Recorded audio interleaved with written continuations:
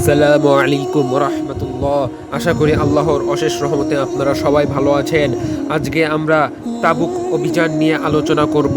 বেশি কথা না বাড়িয়ে চলুন শুরু করা যাক।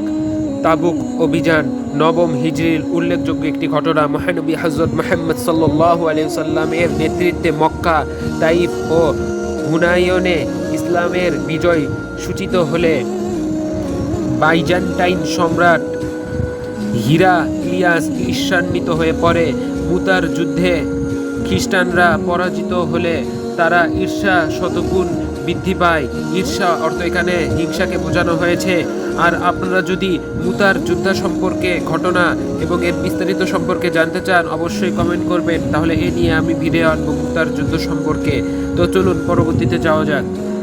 তো পরাজিতর পর মুতার যুদ্ধে যখন খ্রিস্টানরা পরাজিত হয় তখন সম্রাটদের হিংসা শতগুণ বেড়ে যায়। এছাড়া আরব ইহুদিদের উস্কানি রোম সম্রাটদের প্রতিশোধ স্পৃহাকে তীব্রতর করে তোলে। ফলে 630 খ্রিস্টাব্দে রোম সম্রাট প্রায় লক্ষাধিক সৈন্য নিয়ে মদিনায় আক্রমণ এবং মদিনায় অগ্রসর করতে শুরু করে।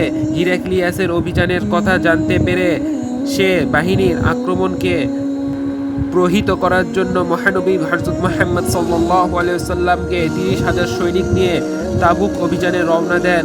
রোমান সৈনিকরা মুসলমানদের ব্যাপক প্রতিরোধ আয়োজনের সংবাদ পেয়ে পশ্চাৎপসরণ করে, অর্থাৎ তারা পিছু হটে। মহানবী সাল্লাল্লাহু আলাইহি ওয়াসাল্লাম কয়েকদিন সেখানে অপেক্ষা করে মদিনায় ফিরে এলেন। গ্রীষ্মের প্রচণ্ড খরতাপ ও অসহ্য পানির কষ্টের মধ্যে তিনি এ অভিযান পরিচালনা করেছিলেন এবং